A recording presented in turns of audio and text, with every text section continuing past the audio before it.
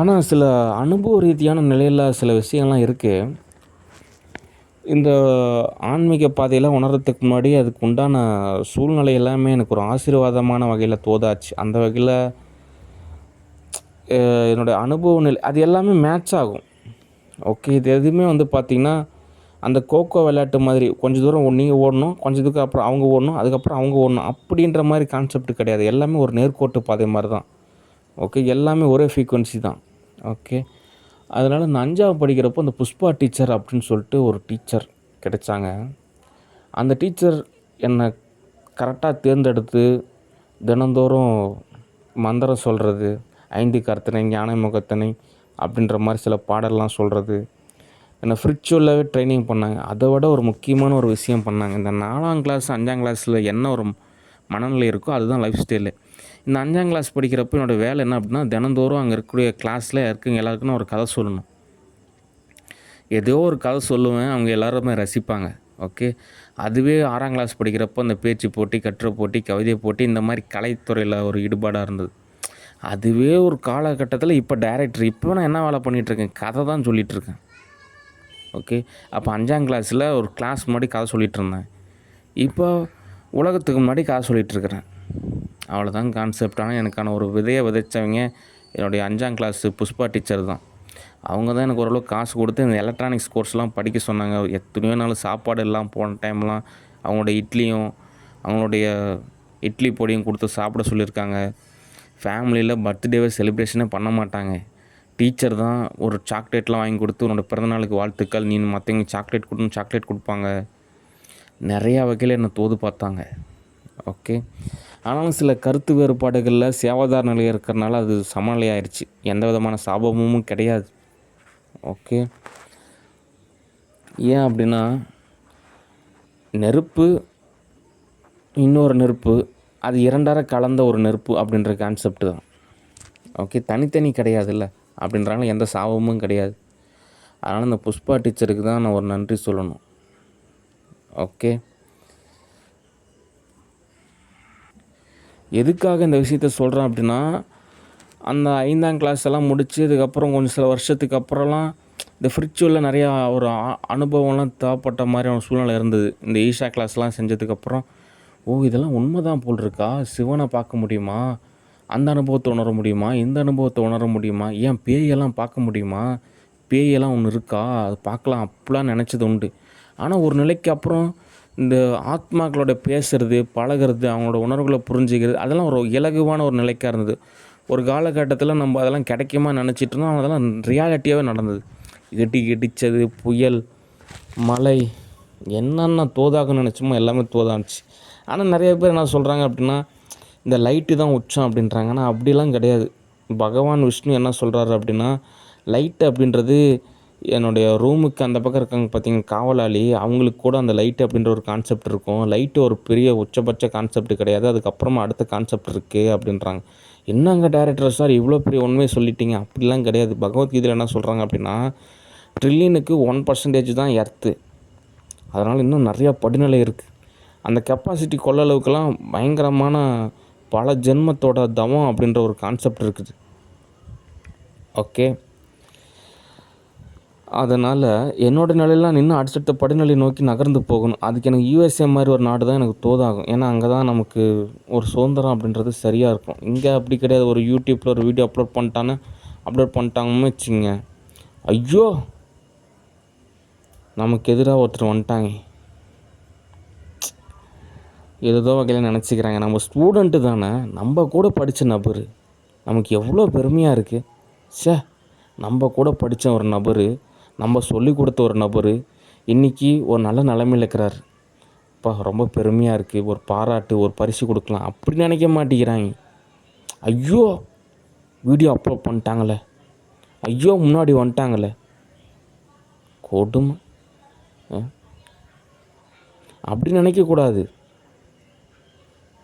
நம்மளோட ஸ்டூடெண்ட்டு தானே, பரவாயில்ல, ஓகே, இன்னும் நிறையா அப்லோட் பண்ணுங்க, இன்னும் நிறையா வகையில் முன்னேறுங்க, இன்னும் நிறையா அடுத்த படிநிலை கடந்து போங்க அப்படி நினைக்கிறவங்க தான் ஒரு நல்ல ஒரு ஆசிரியர். ஓகே. அவங்களுக்கு தான் நல்ல ஆசிரியர் விருது வழங்கப்படும். ஓகே.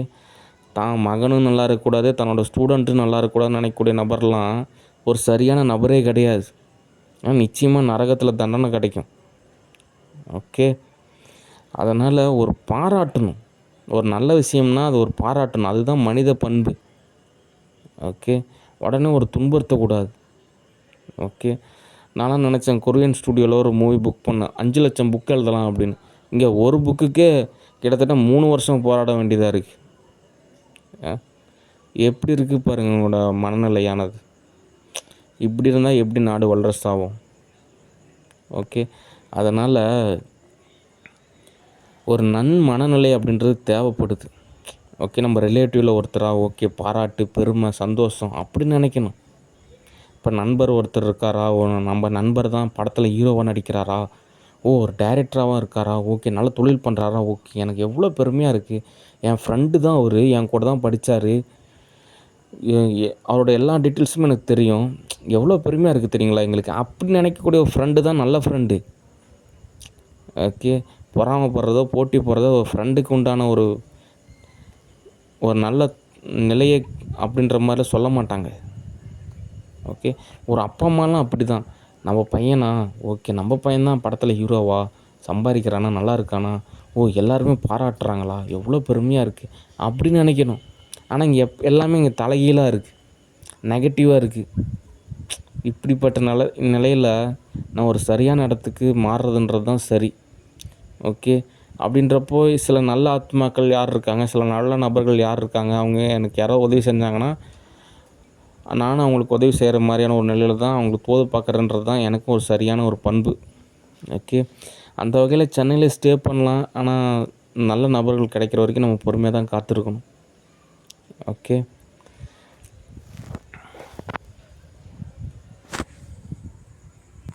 யதார்த்த ரீதியாக நம்ம எவ்வளோ தான் சம்பாரித்தாலும் சரி, நம்ம எவ்வளோ தான் நல்லது செஞ்சாலும் சரி, நம்ம கூட இருக்கிறவங்க நல்லா இருந்தால் தான் நம்மளும் நல்லா இருப்போம். ஓகே. அதனால தான் நான் என்னுடைய ஃபேன் கிளப் எல்லாத்தையும் ஓரளவு தோது பார்க்குறேன். ஏன்னா ஃபேன் கிளப்பை பொறுத்த வரைக்கும் எந்த ஒரு எதிர்பார்ப்புமே இருக்காது. நம்ம என்ன தான் நெகட்டிவாக இருந்தாலுமே நம்மள ஒரு உயர்வான ஒரு பண்பு நிலையில் நேசிக்கக்கூடிய ஒரு அன்பு மட்டும்தான் இருக்கும். அதை தாண்டி அவங்க எந்த ஒரு நெகட்டிவுமே நினைக்க மாட்டாங்க. என்னுடைய ஆசிரமத்தில் இருக்கக்கூடிய ஒரு சில நபர்களும் அப்படி தான். ஓகே. என்ன ஒரு இம்மி அளவு கூட நெகட்டிவாக நினைக்காத ஒரு நல்ல அன்பு செலுத்தக்கூடிய நபர்கள்லாம் நிறைய பேர் இருக்காங்க. அதனால் அவங்களுக்காக நான் ஏதோ நல்லது செய்யணும்னு நினைக்கிறேன். ஓகே.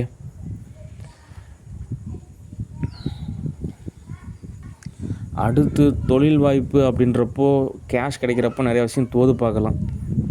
ஓகே. சரி, அடுத்த தகவல், இந்த டிடிஎஃப் வாசன்.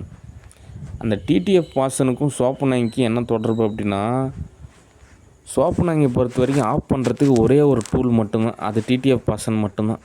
டிடிஎஃப் வாசனுக்கு ஏதோ நடந்துச்சுன்னா சோப்பநாய் உடனே கப்புச்சிப்புன்னு அமைதியாயிரும். மற்றபடி சோப்பநாயோட பேரண்ட்ஸு, ஹஸ்பண்டு யாருக்கு என்ன நடந்தாலும் சோப்பநாய் எதுவுமே கண்டுக்காது.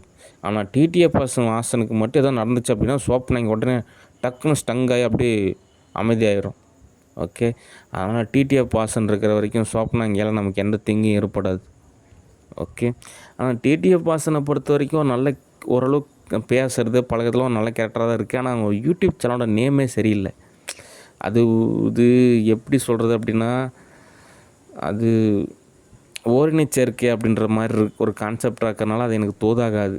ஓகே. ஏன் இவ்வளோ பேர் இருக்காங்க, எதுக்கு ஓரினச் சேர்க்கை அப்படின்றது எனக்கு தோதாகாது. ஓகே. அதனால் நிறைய பேர் வெளிநாட்டில் சாதாரணமான ஒரு விஷயம், ஆணும் பெண்ணும் சமம், அதனால் உனக்கு யாருப்பா ஃப்ரெண்டு, எனக்கு ஒரு கேர்ள் ஃப்ரெண்ட் இருக்காங்கன்னா சரி ஓகேன்றாங்க. இங்கே அப்படி கிடையாது. கேர்ள் ஃப்ரெண்டுனா அது ஒரு தனி மாதிரி. ஓகே. ஆண் கூட தான் சேரணும், பெண்ணு கூட தான் சேரணும். அது ஒரு பாதுகாப்புக்காக கூட இருக்கலாம். ஓகே. ஆனால் உளவியல் ரீதியாக அப்படி கிடையாது. ஓகே. அதனால் எனக்கு ஹோமோசெக்ஸ் அப்படின்றது சரி கிடையாது. ஓகே. ஆனாலும் டிடிஎஃப் வாசனை குணப்படுத்தலாம், சரிப்படுத்தலாம். அதுக்கப்புறம் எனக்கு ஒரு நல்ல ஒரு அசிஸ்டண்ட் மாதிரி கூடவே இருந்து என்னுடைய எல்லா தேவைகளையும் ஓரளவு பூர்த்தி செஞ்சுக்கலாம். அதாவது ஒரு நல்ல ஒரு பணியாளர் மாதிரி, அங்கே போகணும், இங்கே வரணும் அப்படின்னா கரெக்டாக கேட்பேன். அப்படி ஆனால் மூவியில் புக் பண்ணுறப்போ கொஞ்சம் வைப்ரேட்டு அதெல்லாம் பதமாக தான் புக் பண்ணணும். முதலாவது சீரியலு, வெப் சீரிஸு படிப்படியாக தான் தோது பார்க்கணும். அதுக்கு முதல்ல நான் ஒரு சில மூவிஸாவது நடிக்கணும்.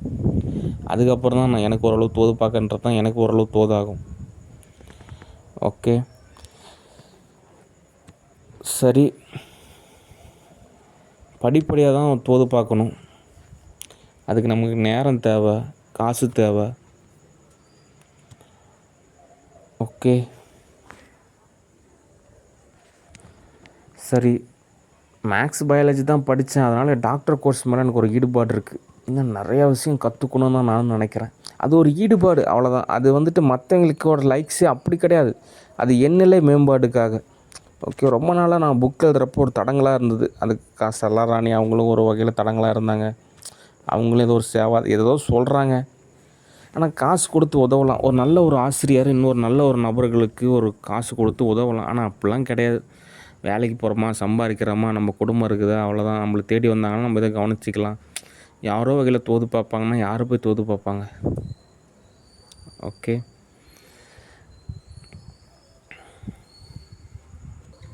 அதனால் நான் எழுதக்கூடிய புக்கு எனக்காக மட்டும்தான் நான் எழுதுகிறேன் அப்படின்றப்போ எனக்கு ஒரு மோட்டிவேஷன் இருக்குது. அதை நான் மற்ற இந்த மாதிரி 1000 பேர் படிப்பாங்க, 10,000 பேர் படிப்பாங்க அப்படின்றப்போ எனக்கு நிறையா அவங்க இப்படி நினைப்பாங்களோ இப்படி அப்படின்ற மாதிரி இருக்குது. இதுக்கு டைரக்டர் சங்கர் ஒரு விஷயம் சொல்லியிருப்பார். நீங்கள் வந்து மக்களுக்காக படம் எடுக்காதீங்க, நீங்கள் உங்களுக்காக படம் எடுங்க, அது நல்லா இருந்தால் மக்கள் அக்செப்ட் பண்ணிக்குவாங்க அப்படின்றது உண்மையிலுமே ஒரு சரியான வார்த்தை தான். ஏன் அப்படின்னா, நம்ம ஒரு டீம் இருக்காங்க, ஒரு ஆடியன்ஸ் இருக்காங்க, அவங்களுக்காக நம்ம ஒரு மூவி எடுக்கிறதுன்றது ஒரே மாதிரியான ஒரு மூவி மாதிரி தான் இருக்கும். இதுவே நம்மளோட நிலையில் ஒரு சரியான ஒரு தரத்தில், ஒரு சரியான ஒரு பதத்தில் ஒரு நல்ல விஷயத்தை நம்ம சொல்கிறப்போ அது நல்லபடியாக இருக்கிறப்ப அவங்க அக்செப்ட் பண்ணிக்குவாங்க. அதுதான் சீர்திருத்தம், முன்னேற்றம், அதுக்கப்புறம் புது மலர்ச்சி அப்படின்ற மாதிரிலாம் சொல்லலாம். ஓகே, ஒரு புது சகாப்தம் அப்படின்ற மாதிரிலாம் கூட சொல்லலாம். ஓகே, இதெல்லாம் ஒரு சொல்லப்படக்கூடிய ஒரு வார்த்தைக்கு வெவ்வேறு வடிவம், ஒலி அளவு இருந்தாலுமே ஆனால் ஒரே அர்த்தம்தான். அடுத்த நிலை மேம்பாடு. ஓகே, அப்படின்ற ஒரு கான்செப்ட் தான். ஓகே, அதனால் நம்ம எல்லாருமே ஓரளவு நல்ல நபர்கள்லாம் ஒரு டீமாக செயல்படுறதுன்றது தான் ஒரு பாதுகாப்பு. ஓகே, அந்த வகையில் இந்த லோகேஷ் கனகராஜ் என்கின்ற சதீஷ் எப்பவுமே நம்ம கூடவே ஸ்டே பண்ணலாம், பழகலாம், ஓரளவுலாம் நெருங்கி வரலாம். எப்பயுமே எனக்கு தனியாக வர்றது அப்படின்றது சரி கிடையாது. ஏன் அதுக்காகவே இவ்வளோ சம்பாரித்தேன்? அதனால் ஆதரவு அப்படின்றது தேவைப்படுது. ஓகே, சரி. நன்றி, வணக்கம், பாய்.